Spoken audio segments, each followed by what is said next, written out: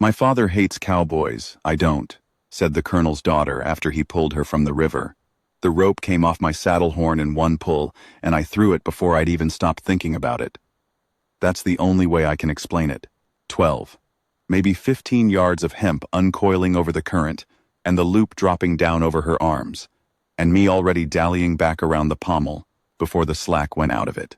My horse, old Clay, a gray quarter horse with a blaze like a split thundercloud, he planted his hindquarters in the gravel bar without being told.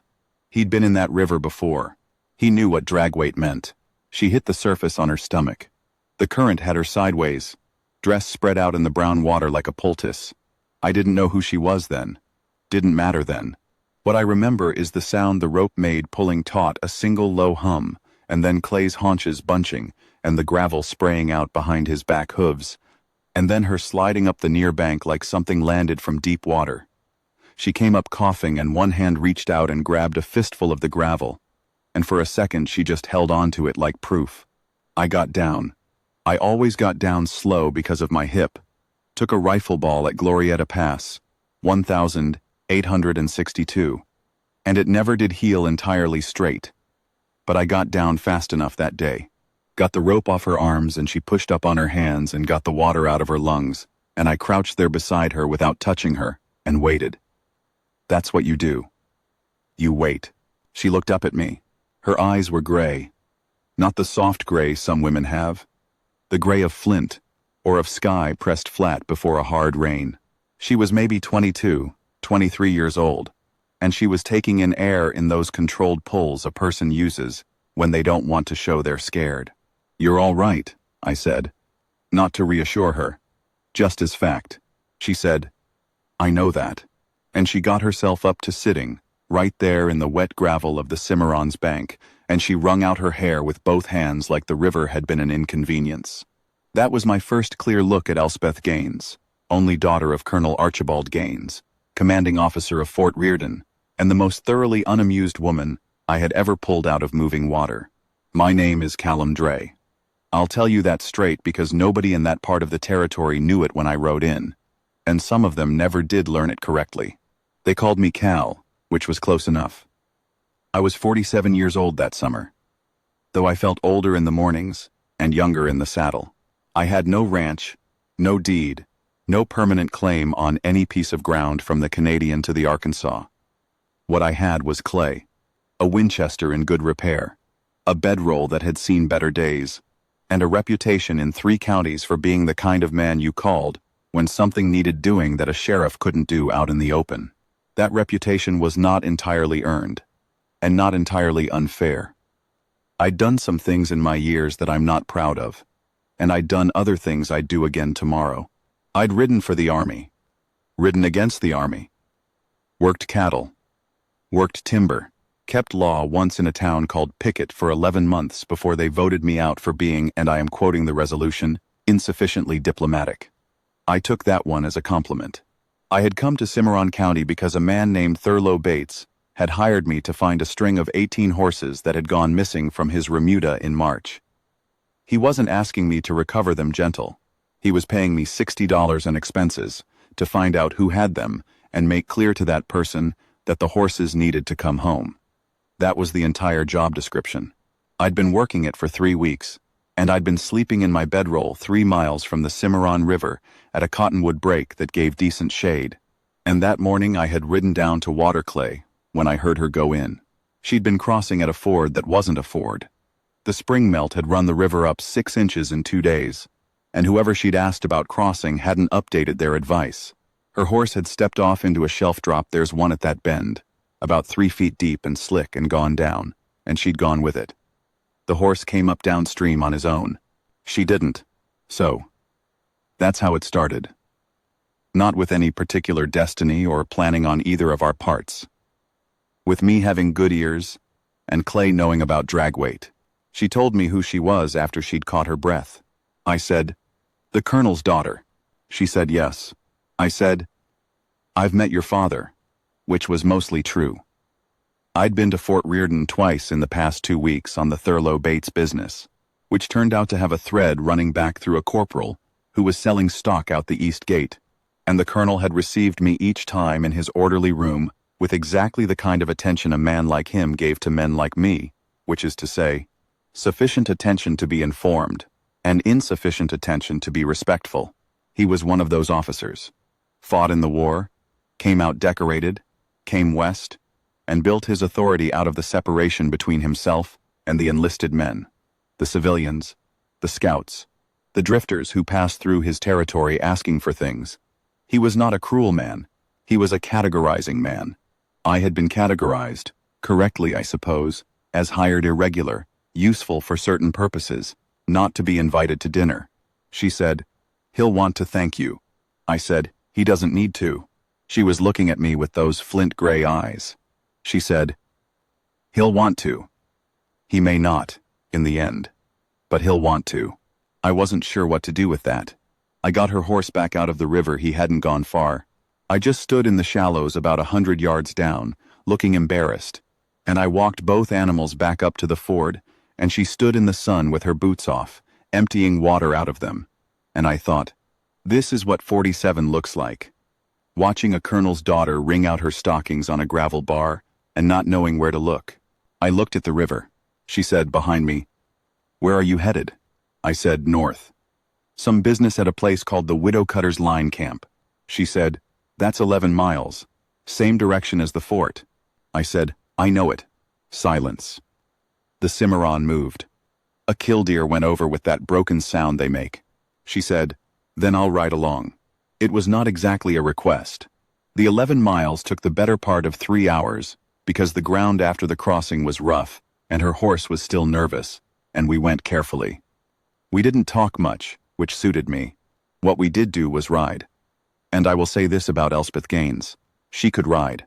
Her horse was fractious from the river crossing, and she kept him forward without fighting him, kept him moving, kept his mind off the scare. She had good hands, very still. I noticed things. That's a fault of mine, or maybe a skill I've never been certain which. She wore no rings. She carried her chin at a particular angle when she was thinking, not the up-tilt that's pride, but a slight one-side lean, like she was listening to something. She had a bruise forming on her right forearm from where the rope had caught her. She didn't look at it. About halfway there, she said, without preamble, "You were at Glorieta Pass." I looked over at her. She was watching the ground ahead. I said, "What makes you say that?" She said, "The way you got down from that horse. Left hip. The army had a roll at Glorieta. My father has it. He studies it the way other men study scripture." I said, "Union or Confederate?" She said, "Does it matter anymore?" I said, "To some." She said, "To my father. Not to me." We rode on. After a while I said, "Union. Dodd's Battery." She nodded like she'd already known. At the Widow Cutter's Line Camp I found what I'd come to find. 2 of Thurlow Bates's 18 horses in a corral behind the line shack, and a young man named Seibert, who went pale when he saw me, and paler when he saw the woman beside me, and it was clear from his face that he'd been one part of a larger arrangement, and not the largest part. I told him what was going to happen, which was that he was going to tell me who the other parts were, or I was going to ride to Fort Reardon and have the conversation with the colonel instead, and he told me. It took about 20 minutes. Elspeth sat her horse the whole time, watching. She didn't speak. She didn't look away. When we rode out, I said, "I'm sorry you had to hear that." She said, "I've heard worse." I said, "I don't doubt it." After a moment she said, "You didn't lay a hand on him." I said, "I didn't need to." She said, "No, you didn't." She was quiet again. Then, "Most men would have." I didn't answer that. We rode the last 4 miles to Fort Reardon, with the sun angling down in front of us, red and flat against the plains. And I thought about the fact that in 2 weeks I'd found 18 horses well, 2 found, 16 leads worth following, and made an enemy of the wrong people, and hadn't slept in an actual bed in going on a month. And here I was riding into an army fort with a colonel's daughter beside me, who was watching me with the expression of someone who has been thinking something through and has arrived at a conclusion. I didn't know what the conclusion was. I thought it was likely trouble. The colonel received us in the orderly room. He received her first, took both her hands, held them, said nothing for a moment, And what went across his face was not what I'd seen from him before. It was a father's face, stripped of rank and policy. It lasted maybe 4 seconds, and then he stepped back, and it closed up again, and he was the colonel. He received me second. He said, "Mr. Dre." He said it the way a man does when he's adding up columns and not entirely satisfied with the sum. I said, "Colonel." He asked me what had happened. I told him, briefly. He listened. When I got to the part about the Ford, he made a small movement not toward me, just a tightening in his jaw, and I understood that he was cataloging a debt he did not want to owe to a man in my category. He said, "You have my gratitude." I said, "I appreciate that." He said, "The fort can offer you supper and a bunk for the night." I said, "Thank you. I'll take both." He nodded.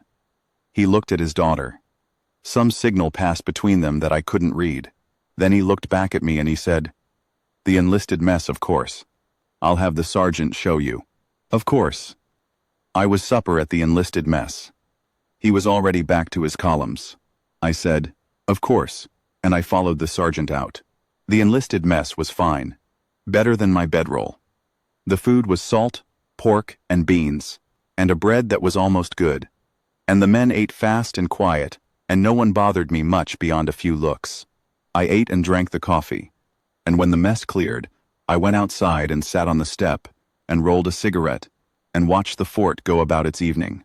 The guard change, the horses coming into the remuda pen, a detail of 4 men returning from some patrol, with that particular tiredness that comes from a long day of finding nothing. I'd been sitting maybe 20 minutes when I heard the step behind me. I didn't turn around. I said, "Miss Gaines." She sat down on the step beside me, not far from me.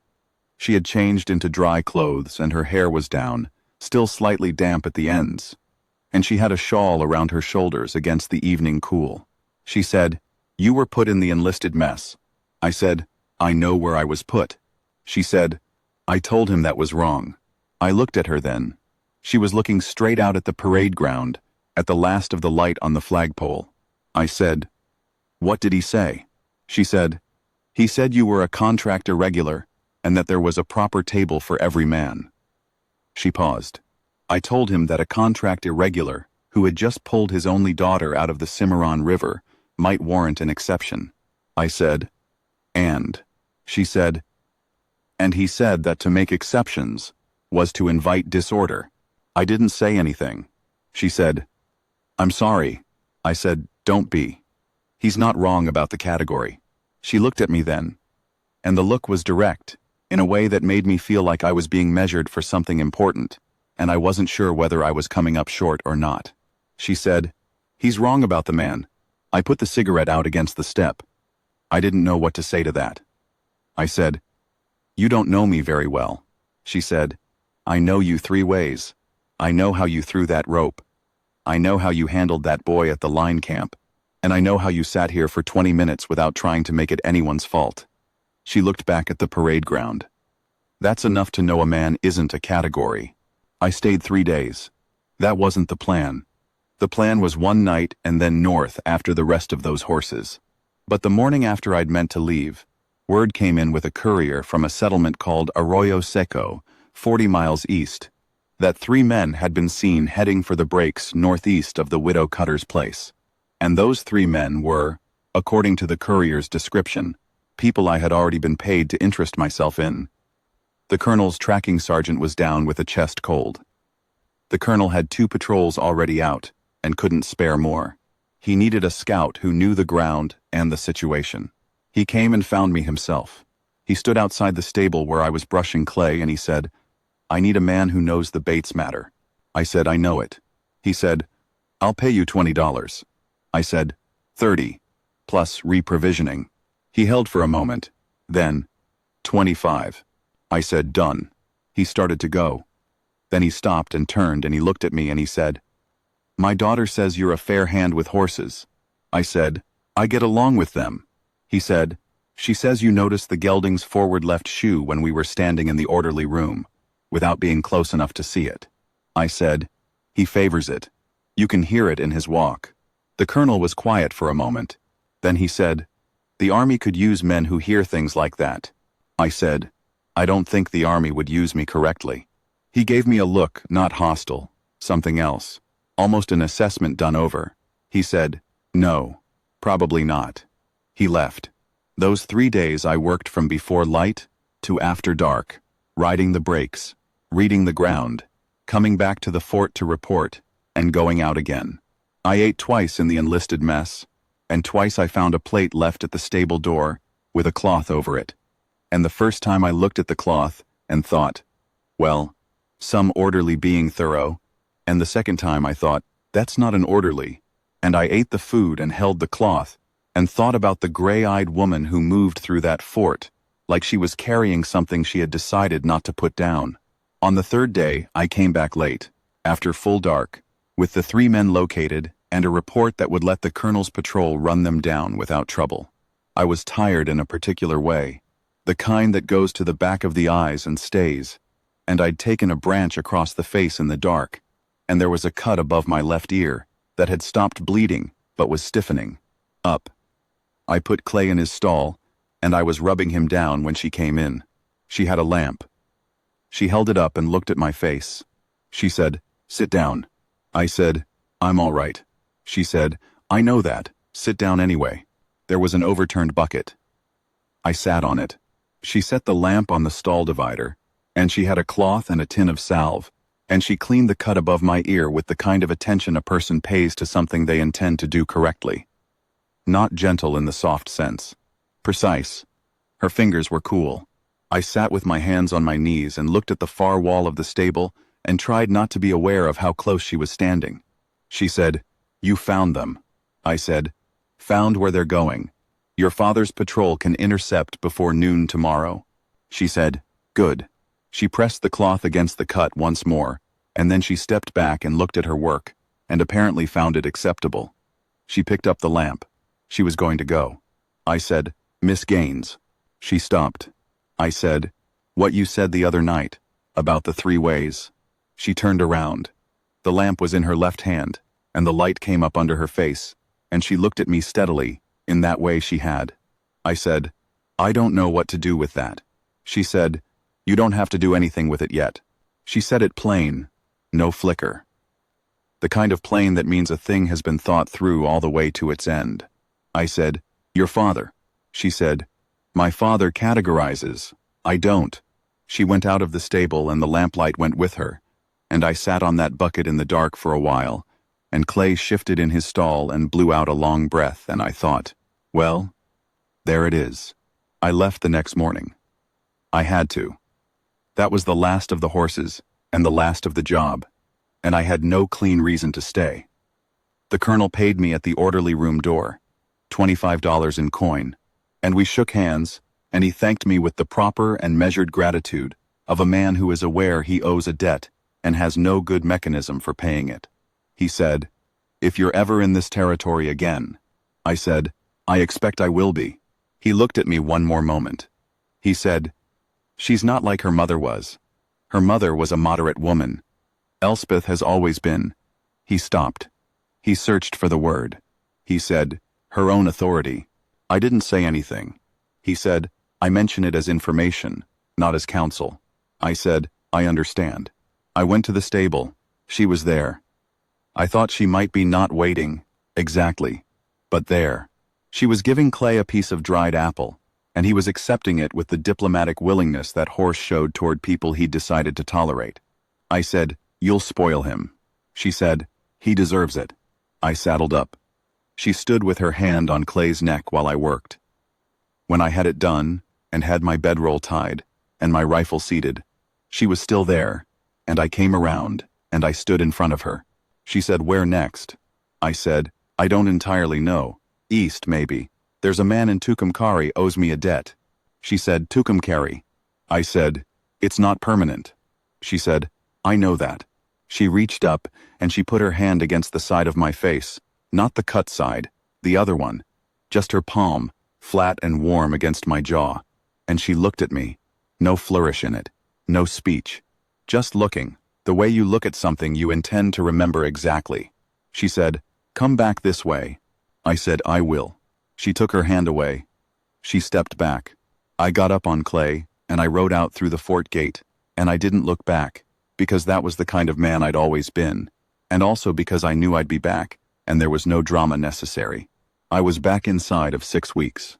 The debt in Tucumcari resolved faster than I'd expected. The man paid up without argument, which was a first in my experience, and I had nothing else pulling east. I turned Clay west and north, and rode the way a man rides when he has somewhere to be. I did not rehearse what I was going to say. I am not a man who does that. What I had was the picture of her hand against my jaw, and the sound of her voice saying, "Come back this way," and that was enough to navigate by. I came into Fort Reardon on a Tuesday in late June, 2 hours before noon, with the sun already doing its summer work on the plains, and the air smelling of sage and warm dust. The sentry at the gate was a young private who'd been there in May, and he recognized me and said, "Mr. Dre," with the mild surprise of someone who hadn't expected to see me again. I said, "Is the colonel in?" He said, "Yes, sir." I said, "And Miss Gaines?" He said, "Yes, sir. She's out at the hay barn with the farrier, I believe." I went to the hay barn. She was there, watching the farrier work on a leggy bay, and she heard my boots on the hard ground and turned around, and for a moment, neither of us said anything. She looked the same. The flint-gray eyes, the way she held her chin, the shawl, different shawl, blue this time, pulled around her despite the heat. She said, "Tucumcari didn't take long." I said, "He paid." She said, "Men generally do, when it's you asking." I said, "Elspeth." First time I'd used her name. It surprised us both. She was quiet for a moment. The farrier was not paying attention, or was pretending not to. The bay swished his tail. She said, "You could stay." I said, "I've been thinking about that." She said, "I know. So have I." I said, "Your father will have a view." She said, "My father has a view about most things. I hear them, and I consider them, and I make my own mind up." I said, "I don't have land." She said, "I know that." I said, "I have a horse, a rifle, $60-some, and a reputation that is about half useful and half complicated." She said, "I know all of that." She walked toward me and she stopped a foot away, and she looked up at me. She was not a short woman, but I had a few inches on her, and she said, "My father hates cowboys." I said, "I know he does." She said, "I don't." She said it quiet and flat and entirely certain, the way she said most things, and it landed in me the way very simple, true things land without ceremony. "Just wait." I put my hand out and she took it. Not a handshake. Just held it, her thumb against my knuckles. We stood like that in the doorway of the hay barn, with the summer heat coming off the plains, and the bay horse watching us with the incurious patience of horses. And I thought about all the years I had moved through this country without a particular destination, and how strange and right it felt to have one now. The colonel and I had our conversation that afternoon. He did not make it easy, which I had not expected him to. He was precise and deliberate, and he laid out his objections in the manner of a man who has commanded men, clearly, sequentially, giving me room to answer each one before he moved to the next. He objected to my category, to my lack of land, to my history, to my age, 47 against her 23, which was fair to raise. He objected to the irregularity of my employment. He objected to what he called, carefully, the opacity of my record. I answered what I could answer. I did not argue what he was right about. When he said the age was a real question, I said, "Yes, sir, it is, and I intend to earn her respect for as long as I have years to do it." When he said the land was a problem, I said I expected to buy some, and I had a particular piece east of the river in mind, and I'd been making inquiries. When he said the opacity of my record was a concern, I said, "Colonel, you have people who can read records, and I would not object to that reading. And what they find, they find." He listened to all of it. Then he said, "She has decided." I said, "Yes, sir." He said, "She doesn't change once decided." I said, "I know that." He was quiet for a time.